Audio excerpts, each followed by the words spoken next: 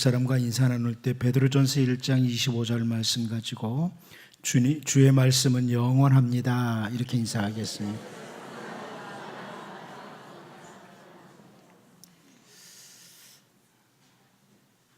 바빌로니아 제국의 느부갓네살 왕이 특별한 꿈을 꾸고 난 후에 그의 마음에 큰 번민이 일어나기 시작합니다. 그래서 이 느부갓네살 왕은 바빌로니아 제국의 모든 박사들에게 자기가 꾼 꿈을 알아내라고, 그리고 그 꿈을 해석하라고 이런 명령을 내립니다. 정말 어처구니 없는 명령을 내리는 그 느부갓네살 왕에게 다니엘서 2장 10절 11절 말씀을 보면 갈대아인들이 왕 앞에 대답하여 이르되 세상에는 왕의 그 일을 보일 자가 한 사람도 없으므로 어떤 크고 권력 있는 왕이라도 이런 것으로 박수에게나 술객에게나 갈대아인들에게 물은 자가 없었나이다.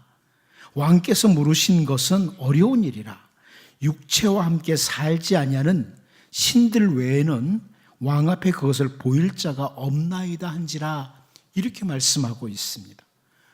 어떻게 신이 아니고 당신 왕이 꾼 꿈을 알아내라고, 그 꾼 꿈이 도대체 무슨 꿈인지 알아내라고, 그리고 그 꾼 꿈을 해석하라고 이런 명령을 내리십니까? 그 신이나 하지 우리가 어떻게 당신이 꾼 꿈을 알아낼 수 있습니까? 이렇게 대답을 하는 거죠. 그랬더니 느부갓네살 왕이 다니엘서 2장 12절에서요 왕이 이로 말미암아 진노하고 통분하여 바벨론의 모든 지혜자들을 다 죽이라 명령하니라 이렇게 기록하고 있습니다. 권세를 잡은 자의 잘못된 진노입니다. 이 일로 인해서 당시 그 바빌로니아 제국의 포로로 끌려갔던 사람 중에 참 지혜자 중에 한 사람이었던 다니엘도 역시 죽음의 위기 앞에 놓이게 됩니다. 그 상황에서 다니엘은 살아계신 하나님, 온 세상을 주관하시는 그 하나님께 기도하기로 마음의 결정을 합니다. 그리고 다니엘은 다니엘서 2장 17절 18절을 보면 이에 다니엘이 자기 집으로 돌아가서 그 친구 하나냐와 미사엘과 아사랴에게 그 일을 알리고 하늘에 계신 하나님이 이 은밀한 일에 대하여 불쌍히 여기사 다니엘과 친구들이 바벨론의 다른 지혜자들과 함께 죽임을 당하지 않게 하시기를 그들로 하여금 구하게 하니라 이렇게 설명을 해주고 있습니다. 다니엘의 곁에 하나냐와 미사엘과 아사랴 이 세 친구가 있었던 것, 기도하는 사람, 기도로 동역할 수 있는 사람 세 친구가 있었던 것은 다니엘에게 있어서 큰 복이었습니다. 여러분, 우리 곁에 기도하는 사람이 있는 것, 나를 위해서 기도해 줄 수 있는 사람이 있는 것은 복입니다. 여러분 곁에 기도해 주는 사람이 있습니까? 여러분의 복입니다. 아니, 반대로 여러분이 누군가를 위해서 기도를 해 주십니까? 그렇다면 그 사람의 복입니다. 다른 사람 한 사람의 경우를 예를 들어 보겠습니다. 다윗의 아들 중에 암논이라고 하는 아들이 있었습니다. 이 암논은 이복 누이를 사랑하다가 울화로 인해서 병까지 었습니다. 그런데 그 암논의 친구 중에 한 사람이 사무엘하 13장 3절에 보면요 암논에게 요나답이라 하는 친구가 있으니 그는 다윗의 형 시므아의 아들이요 심히 간교한 자라 이렇게 설명을 해줍니다. 잘못된 사랑과 함께 병까지 생긴 이 암논을 그 친구 요나답은 올바로 잡아주는 사람이 아니라 아주 간교한 사람으로 더욱 깊은 죄에 빠지도록 만든 사람입니다. 한마디로 이 암논이라는 사람 곁에 요나답이라는 사람이 있었던 것은 화였습니다. 화였습니다. 우리가 잘 알다시피 다윗 왕의 곁에 선지자 나단이 있었던 것은 다윗에게 있어서 큰 복 중의 하나였습니다. 올바른 사람이 곁에 있었다는 것, 이것은 다윗에게 큰 복 중에 하나였죠. 인생을 살아가는 동안에 우리 곁에 올바른 가르침을 주는 사람, 그리고 올바로 살도록 늘 기도해 주는 사람, 이런 사람이 곁에 있다. 그것은요, 큰 복 중에 하나예요. 그래서 저는 가끔 젊은 성도들에게 그 부모님이 신앙생활을 잘하면 당신 복 있는 줄 알라고 이런 말을 합니다. 부모님의 기도가 얼마나 좋은데. 인생을 살아가는 동안에 우리 곁에 좋은 사람, 올바로 걸어가는 사람 필요하지만 동시에 우리도 우리 주변에 있는 사람들에게 늘 선한 영향을 끼치면서 정말 복 있는 사람으로 그 곁에 있도록 기도해야 됩니다. 이곳에 여러분 자녀가 있습니까? 여러분들 가운데 여러분 그 자녀에게 여러분들이 복 있는 사람으로 서야 됩니다. 여러분들로 인해서 복이 있도록 늘 그들을 위해서 기도해주고 그들을 말씀을 따라 올바른 길로 인도해주고, 그러면 그 자녀는 여러분으로 인해서 복 있는 자 중에 거하게 될 겁니다. 최근에 우리가 살펴보고 있는 이 남쪽 유다의 요아스라는 왕, 이 요아스 왕 곁에는 제사장 여호야다가 있었습니다. 이것은 큰 복 중에 하나였어요. 그 제사장 여호야다로부터 하나님의 백성으로서, 그리고 택한 백성의 왕으로서 살아야 될 올바른 가르침을 계속 받을 수 있었기에 요아스는 제사장 여호야다가 있는 것이 큰 복이었습니다. 그런데 오늘 본문은요, 그 제사장 여호야다가 죽은 후에 일어난 일, 그 중에 한 부분입니다. 이제 오늘 본문 말씀을 우리가 같이 살피면서 주님의 백성으로서 올바른 가르침을 떠난 사람의 모습, 제사장 여호야다가 죽은 후에 올바른 가르침에서 떠난 사람의 모습을 이제 보게 되면서 우리를 좀 돌아보고 우리가 정말 복 있는 사람들로 이 땅에 살아가고 우리로 인해서 우리 주변에 있는 사람들이 정말 복 있는 사람들로 서도록 늘 기도하는 자로, 말씀이 있는 자로 살아갈 수 있기를 바랍니다.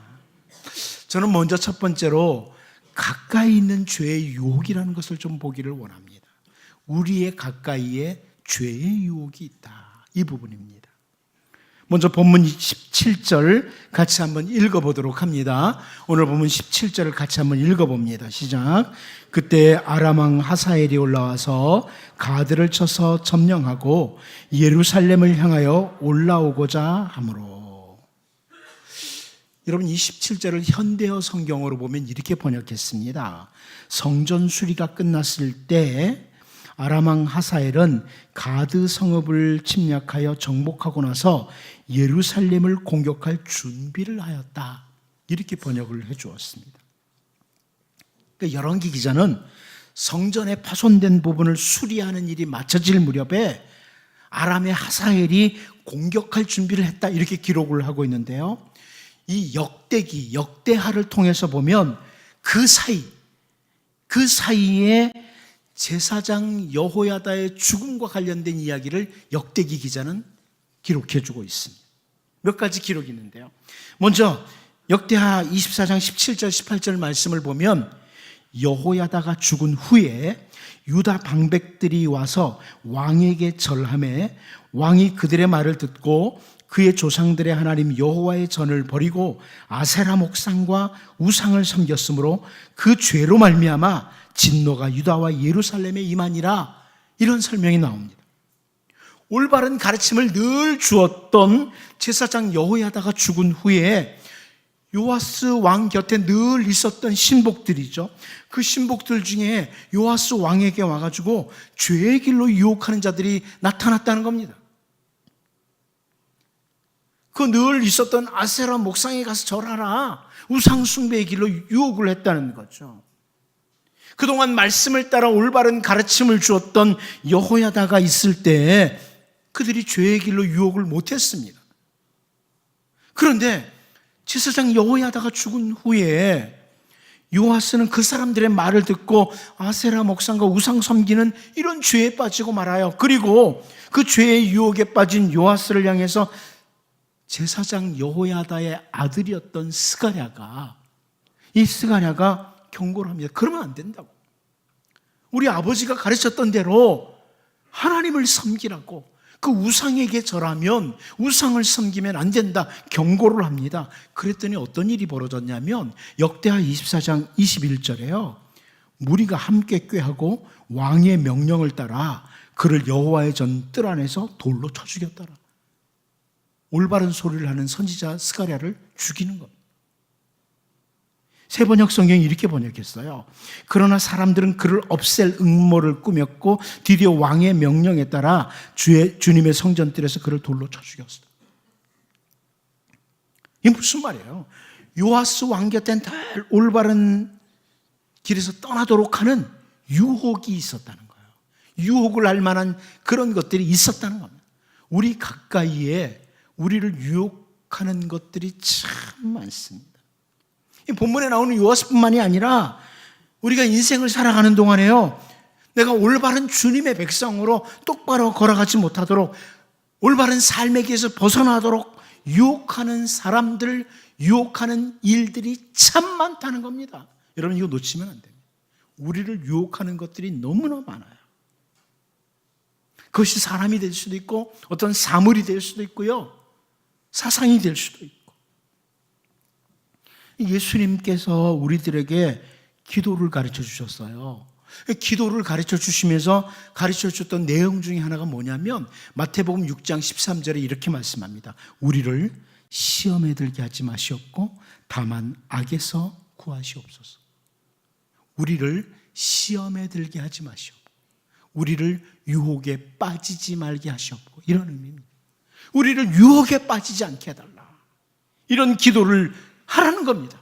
우리 주님이 우리에게 우리를 유혹에 빠지지 않도록 도와주십시오, 이렇게 기도를 하라고 가르쳐 주셨어요. 왜요?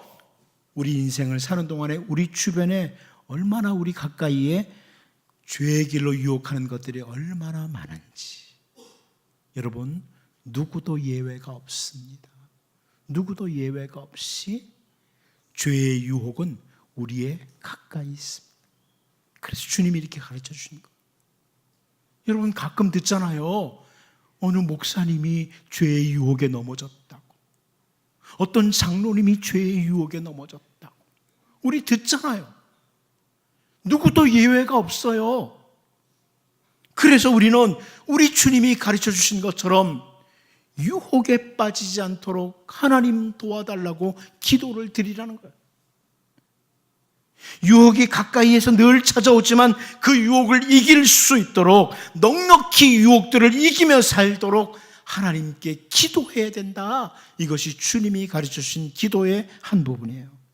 사도 베드로 역시 베드로전서 5장 8절을 통해서 근신하라, 깨어라, 너희 대적 마귀가 우는 사자같이 두루다니며 삼킬 자를 찾나니 그럽니다. 마귀가 두루다니면서 삼킬 자, 유혹할 자를 찾는다는 거예요.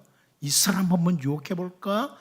이 사람 지금 유혹하면 넘어지겠네, 이렇게 찾고 있다는 겁니다. 그래서 정신을 차리라는 거죠. 세상에 사는 동안에 정신 차리고 살아야 된다, 이런 의미입니다.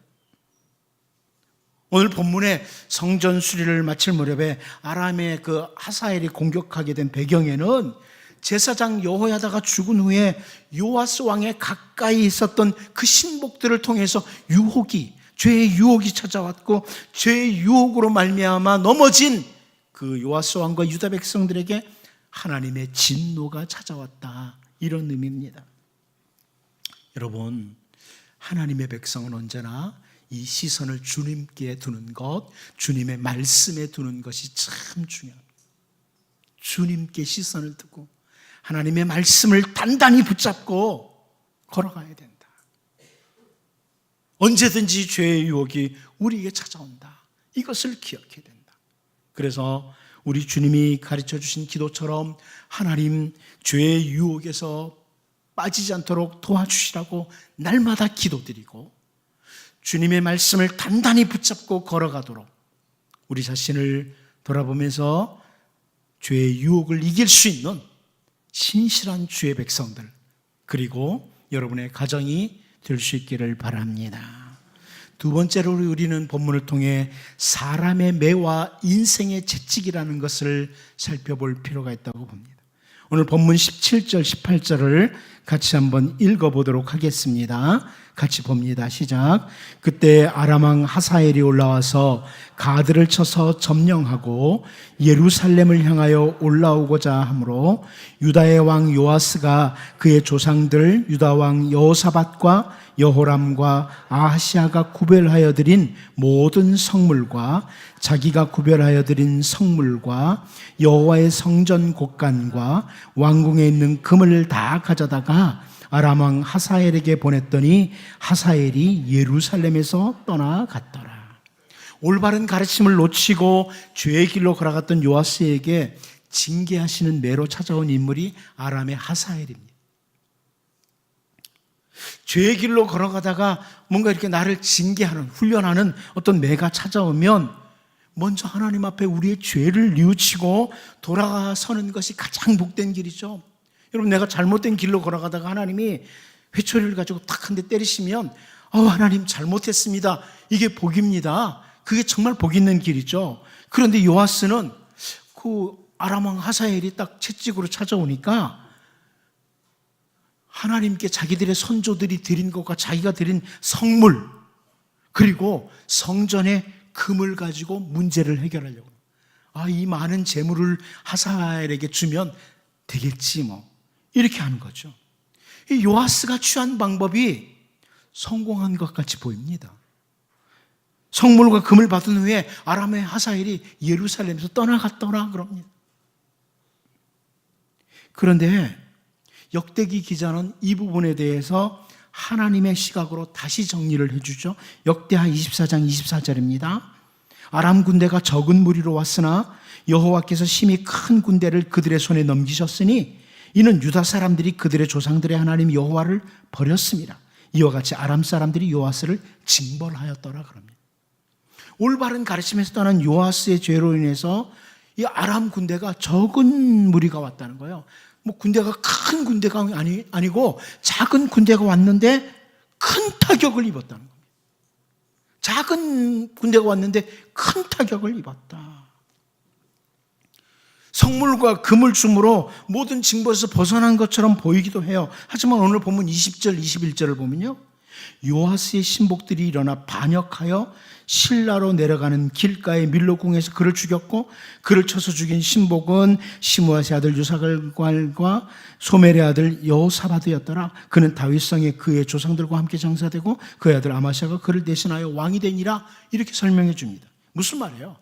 이 아람의 하사엘이 공격해 왔을 때 금을 가지고 잘 처리를 했다고 생각했는데 자기 백성들 가운데 반역이 일어난 거예요.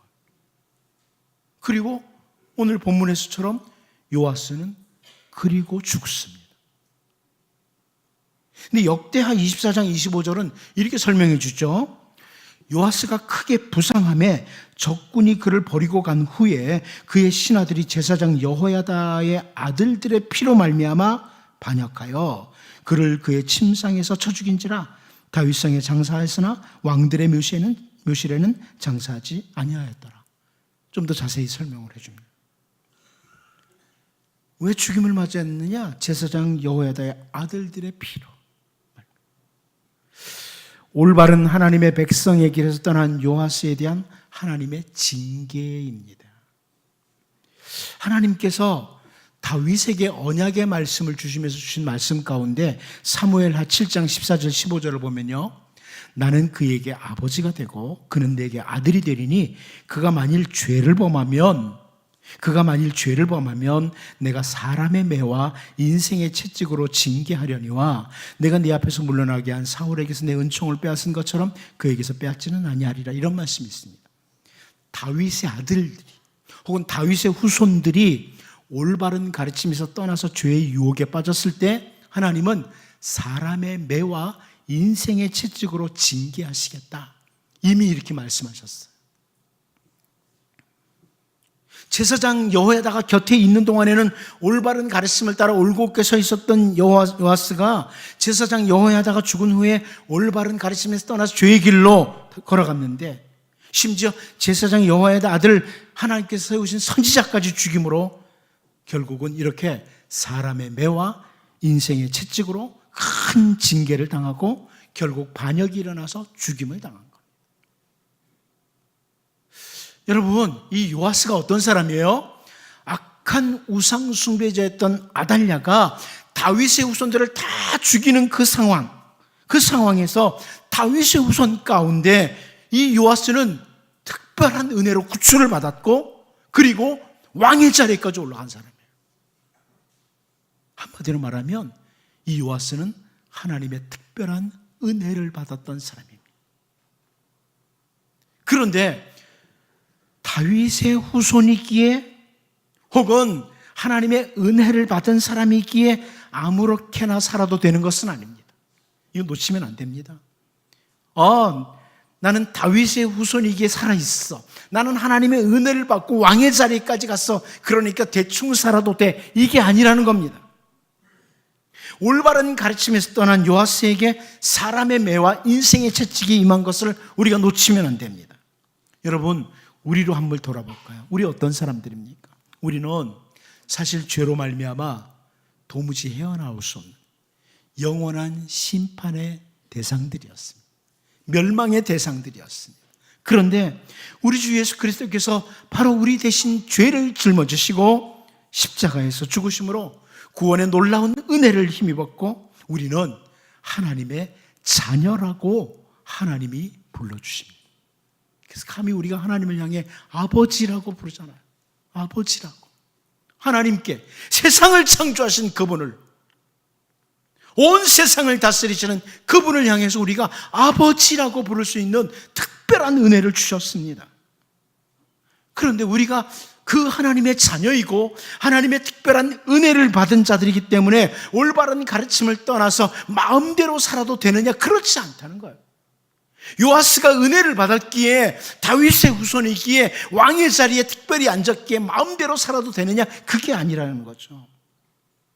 여러분, 은혜 받은 사람은 살아야 할 삶이 있습니다. 살아야 될 삶이 있습니다. 히브리서 기자는 구원받은 주님의 백성들을 향해서 히브리서 12장 11절에서 이렇게 말합니다. 무릇 징계가 당시에는 즐거워 보이지 않고 슬퍼 보이나 후에 그로 말미암아 연단받은 자들은 의와 평강의 열매를 맺느니라. 무슨 말씀입니까? 하나님의 은혜를 받은 자에게도 징계가 있다는 겁니다. 사람의 매와 인생의 채찍이 있다는 겁니다.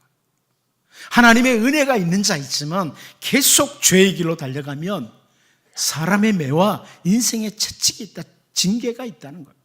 그런데 그것도 왜 채찍 매를 드시냐면 우리를 의와 평강의 열매를 맺도록 하기 위해서라는 거예요.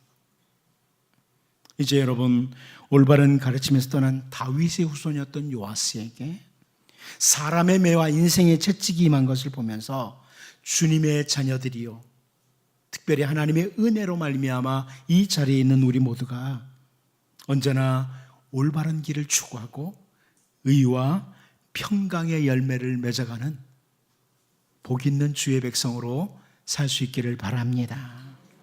마지막 한 가지 더 보고 싶은 것은 징계 중에 내리시는 주님의 은혜입니다. 참 사람들은 별로 신실하지 않아도 하나님 참 신실하시다, 이것을 볼 수 있는 부분입니다. 오늘 본문 21절을 같이 한번 다시 읽어보도록 하겠습니다. 21절을 봅니다. 시작. 그를 쳐서 죽인 신복은 시므아스의 아들 요사갈과 소멜의 아들 여호사밧이었더라. 그는 다윗성에 그의 조상들과 함께 장사되고 그의 아들 아마샤가 그를 대신하여 왕이 되니라. 올바른 가르침에서 떠난 요아스를 징계하심으로 결국 반역과 함께 죽음을 맞이하지만 열왕기 기자가 놓치지 않는 표현이 나옵니다. 그는 다윗성에 그의 조상들과 함께 장사되고 그의 아들 아마샤가 그를 대신하여 왕이 되니라. 그의 아들 아마샤가 그를 대신하여 왕이 되니라, 이 표현을 해줍니다. 요아스의 아들 아마시아가 대신해서 왕의 자리에 앉게 됐다. 이런 설명을 해줍니다. 좀 전에 살펴봤던 사무엘하 7장 14절 15절에서요. 나는 그에게 아버지가 되고 그는 내게 아들이 되리니 그가 만일 죄를 범하면 내가 사람의 매와 인생의 채찍으로 징계하려니와 네가 네 앞에서 물러나게 한 사울에게서 내 은총을 빼앗은 것처럼 그에게서 빼앗지는 아니하리라. 이런 말씀을 주셨잖아요. 이거 다윗과 맺은 언약이죠. 하나님은 다윗과 맺은 언약대로 비록 징계를 내리시지만 그 징계 중에도 은혜를, 징계하시는 중에도 은혜를 다윗의 후손에게 베푸셨다. 이 말씀입니다. 여러분, 이 열왕기상하를 처음 대하던 사람은 포로지에 끌려간 유다 백성들입니다. 제가 자주 말씀드렸죠. 열왕기서가 그때 기록이 되고요. 그때 처음 보게 돼요. 포로지에서 이 말씀을 보면서 이들이 무슨 생각을 할까요? 지금 자기들이 이방인의 땅, 포로의 땅에서지만 호흡하고 있는 것, 살아있는 것은 하나님의 은혜로구나. 이거 확인하지 않겠습니까?